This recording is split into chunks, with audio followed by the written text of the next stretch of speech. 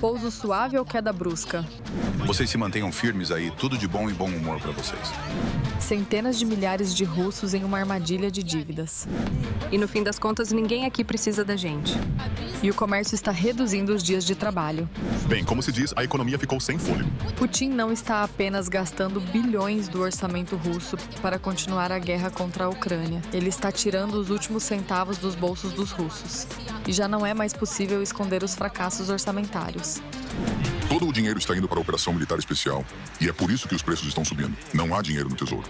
Embora no Kremlin tentem falar sobre um pouso suave ou um resfriamento da economia, o que realmente se esconde por trás desse novo jargão econômico, assista na reportagem especial Empobrecimento Militar Especial, o colapso sobre o qual Putin permanece em silêncio.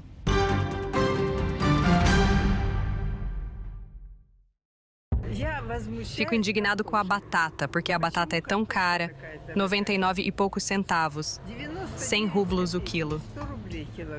Ficou mais cara. Antes era mais barata na feira. Quais itens estão tendo os maiores aumentos de preço? Todos eles estão... O mínimo básico para muitos russos está se tornando um máximo de luxo. Olha, eu compro peixe, arenque, e em 2 meses o preço praticamente subiu 1,5 vezes. Os preços aumentam a cada dia, mas os salários não conseguem acompanhar. Os salários aumentam mais devagar, por assim dizer, do que os preços dos alimentos e dos remédios. Que o nosso governo se preocupa conosco, com os aposentados? De jeito nenhum. E por que isso? De onde eu saberia? Em grande parte é por causa da guerra. Todo o dinheiro vai para a guerra. Coisas como poupança pessoal, os russos já nem lembram mais. Com os nossos salários, se você consegue juntar alguma coisa aqui em Ostrov, perto de Pskov, é difícil conseguir economizar. Não dura mais de um mês, nossos salários não são lá essas coisas. Se Deus quiser, dura uma semana. Hoje em dia, é só dinheiro indo, gastos e mais gastos. A verdade é que as queixas dos russos continuam sem resposta. Afinal, nos altos gabinetes, a realidade é outra. A Rússia é o 4º país do mundo em volume econômico. Em primeiro lugar está a China, depois os Estados Unidos, depois a Índia e depois a Rússia. É notável que Putin fez seu discurso pomposo durante um encontro com a tripulação do submarino Arkhangelsk, capaz de mergulhar até 600 metros de profundidade. Como que insinuando, a economia russa hoje se encontra em um nível semelhante. Até no vocabulário dos analistas do Kremlin, cada vez mais aparece a palavra perigosa: estagnação. Podemos ver isso nas taxas de crescimento do PIB e da indústria. O segundo trimestre pode ser considerado uma estagnação técnica. Desde 2022, Putin e seus aliados repetem que as sanções não afetariam a Rússia e que a economia tinha margem de resistência.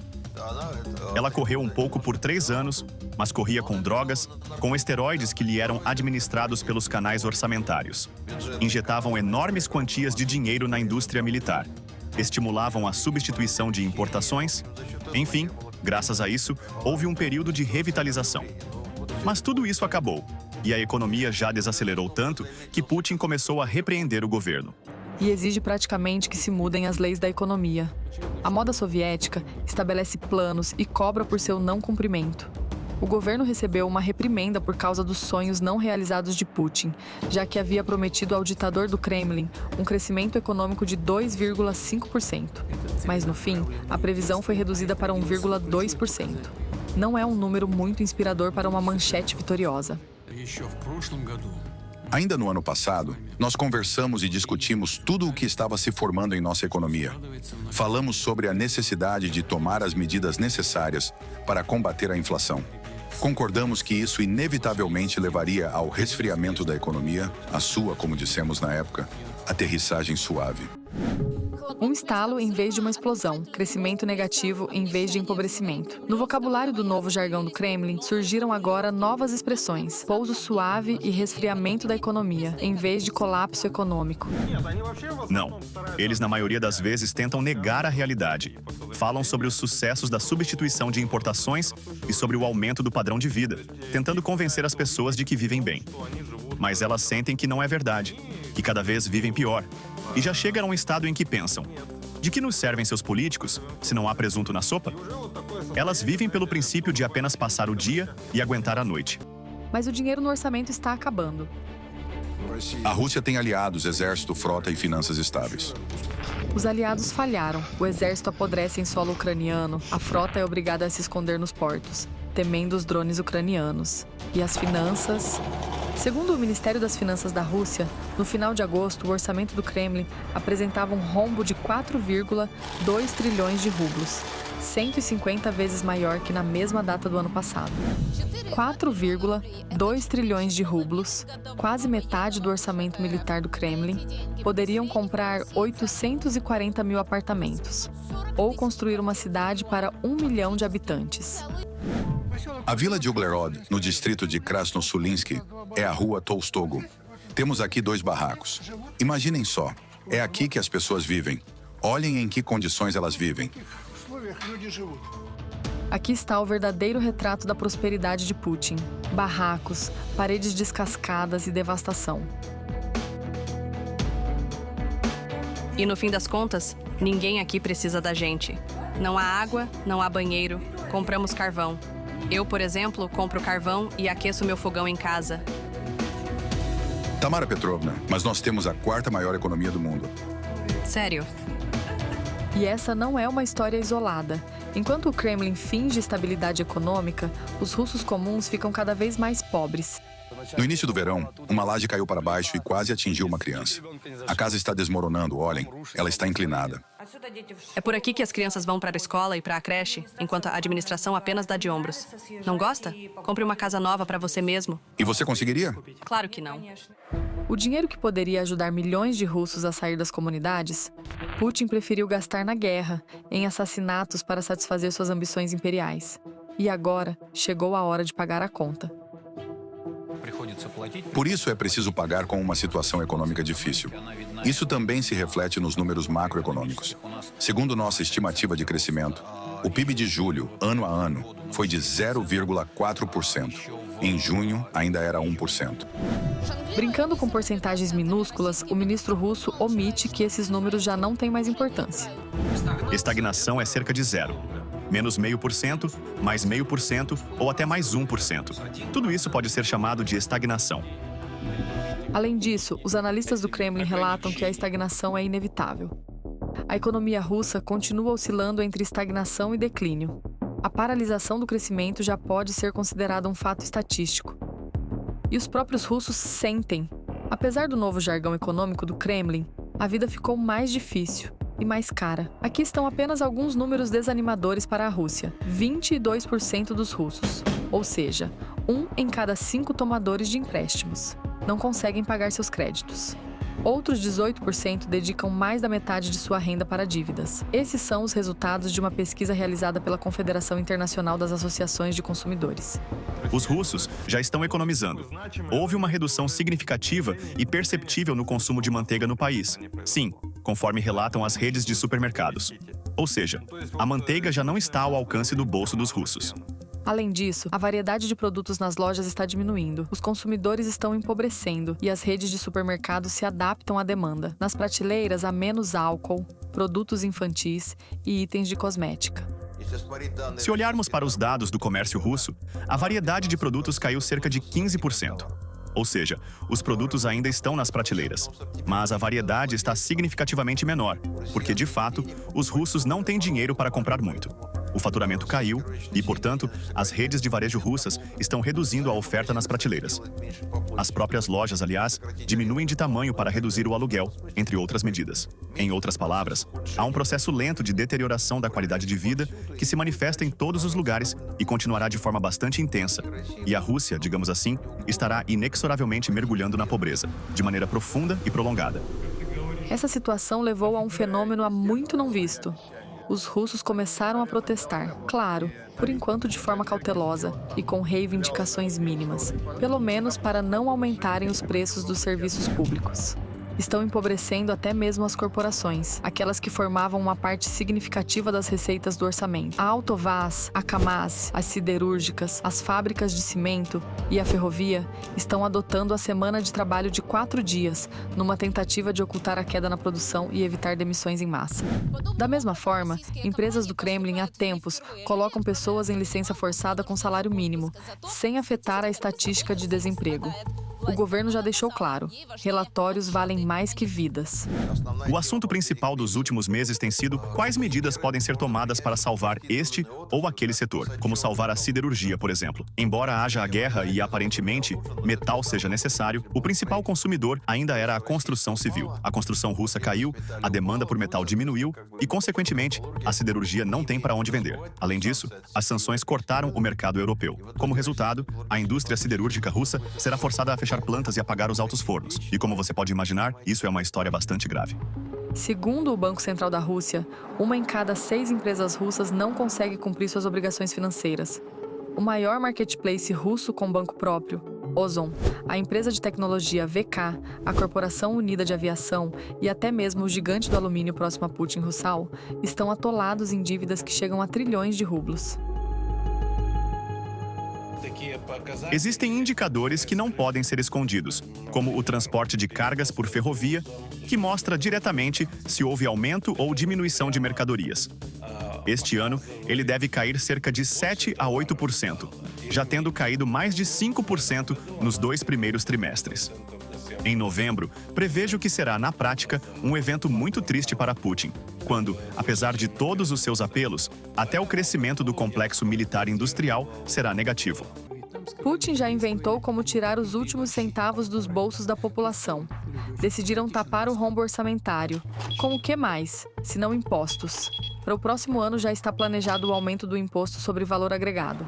A alíquota padrão subirá de 20% para 22%. Assim, a partir de 2026, a Rússia estará entre os países com as maiores taxas de IVA do mundo. Isso é, na essência, um imposto sobre os pobres. Ou seja, tudo será incorporado ao preço dos produtos. E a inflação dos alimentos, como é chamada, é justamente esse, imposto sobre os pobres. E isso acarretará um aumento adicional nos preços. Mas no Kremlin, estão convencidos de que os russos vão de fato ficar felizes em gastar mais. Mas, de modo geral, quando as pessoas veem que seu dinheiro é usado para uma causa concreta e nobre, normalmente não há objeções. Nosso povo é muito patriótico e não é ganancioso. A causa concreta e nobre de Putin não são as aposentadorias, nem a construção de escolas ou hospitais, e muito menos a realocação de pessoas empobrecidas que vivem em barracos, mas sim a guerra, que já consumiu bilhões do orçamento russo. O volume de seu financiamento é o maior desde a Segunda Guerra Mundial. Isto é uma guerra muito cara. Um dia de guerra custa um pouco menos de $1 bilhão para eles. É um montante enorme. São números anormais. Para cumprir esse orçamento, quase todos os programas sociais, médicos e educacionais foram cortados. Ou seja, o impacto financeiro e econômico na Rússia já é sentido de forma negativa. E não vale se enganar, achando que a economia militar vai tirar a Rússia da crise. É justamente por causa dos trilhões gastos na guerra que Putin aumenta os impostos. O orçamento militar inflado leva a uma grande crise no futuro. E neste ano, talvez no início do próximo, há uma recessão, há uma queda, há aumento de preços, porque a indústria militar gera demanda, distribui dinheiro, mas não há oferta. As pessoas não conseguem comprar nada, as empresas não conseguem comprar nada. São produtos que se perdem e não multiplicam nenhum desenvolvimento. É um caminho sem saída, um caminho para o colapso, assim como aconteceu com a União Soviética. Resumindo, a economia militar russa é dinheiro jogado fora. Tanques, mísseis, projéteis não criam valor adicional. São materiais de consumo que precisam ser constantemente renovados, gastando milhões. 42% do orçamento vai para a guerra. Além disso, as sanções silenciosas vão minando o não tão próspero bem-estar da Rússia. E os ataques ucranianos às refinarias aceleraram esse processo. Segundo a mídia, a Rússia já perdeu 1/4 da capacidade de suas refinarias, o que significa queda na produção. O déficit de combustível, os russos já sentiram na própria pele. A situação com a gasolina não muda. Não há 100, não há 95, só há diesel. Meu alcance é de 40 quilômetros e é só. Então, fiquem sabendo, em Belgorod não tem gasolina. Simplesmente uma situação no posto de combustível. Agora, pelo alto-falante, disseram que a gasolina está acabando. Não fiquem na fila. Imaginem, toda essa fila não vai conseguir abastecer. Prezados clientes, o combustível 92 está acabando. E com a escassez, vem o aumento de preços. Mais de 1/3. Crise de combustível na Rússia. Os preços continuam subindo e no Zabaikali a gasolina é vendida com vales. E no Kremlin, decidiram importar gasolina. É o que relatam os propagandistas russos, ou seja, comprar combustível no exterior. E isso significa mais bilhões e bilhões do orçamento. Em resumo, a situação é que, na Rússia, atualmente é praticamente impossível encontrar qualquer solução econômica que seja claramente positiva e sem consequências negativas. Ou seja, a Rússia se colocou em uma enrascada, onde não existem boas soluções, e por isso estão procurando maneiras de conseguir dinheiro. E conseguir dinheiro não é exagero. Putin ordenou um verdadeiro abuso fiscal. A Duma quer tirar 10% do lucro extraordinário dos bancos para cobrir o déficit orçamentário. Isso é o que se chama de abuso fiscal. Não está claro quão desastroso isso pode ser. O fato é que o sistema bancário russo, por um lado, mostra lucros, mas por outro, enfrenta muitos problemas. Já circulou informação este ano de que 5 bancos sistemicamente importantes receberam reforço de capital do governo porque estavam sob ameaça de instabilidade.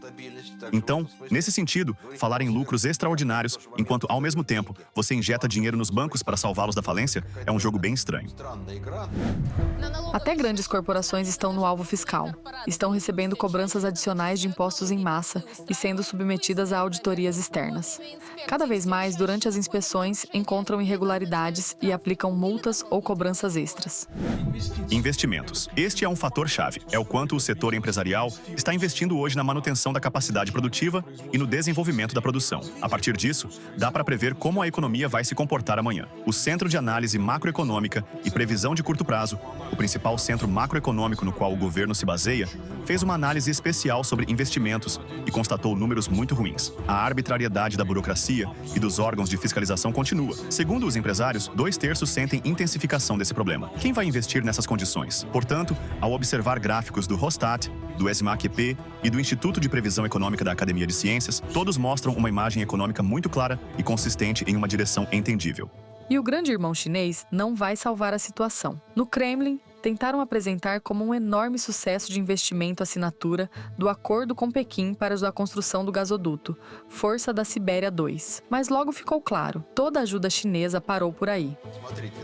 Olhem, tudo o que foi assinado na cúpula da Organização de Cooperação de Xangai foi apenas o que, aparentemente, definiria o trajeto do gasoduto Força da Sibéria 2. Também concordaram sobre o possível volume de fornecimento, nada mais. Não há decisão sobre quando a construção começará ou quando os fornecimentos terão início.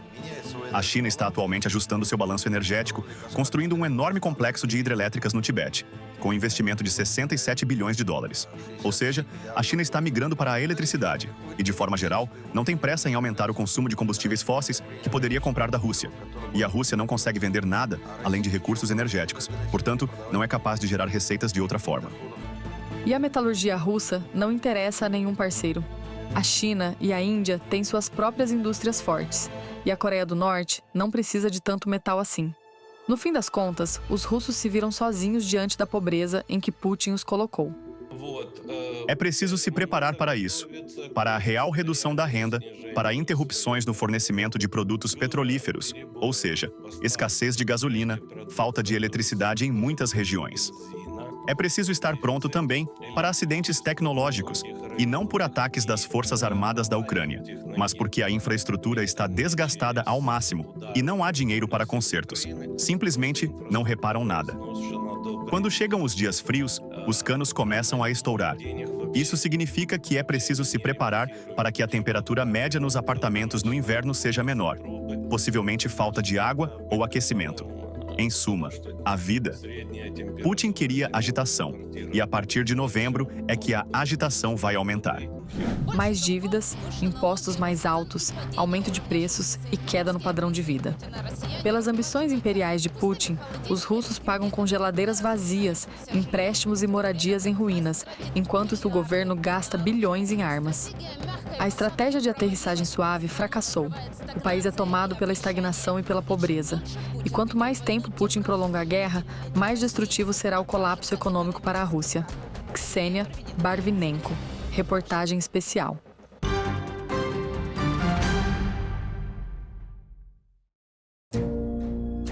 Inscreva-se no nosso canal o ATV Português e mantenha-se atualizado com os eventos mais importantes, as principais notícias da Ucrânia e do mundo, análises profundas, reportagens exclusivas e entrevistas. Tudo ao alcance da sua mão em nosso canal. Junte-se à nossa comunidade de espectadores e mantenha-se conectado.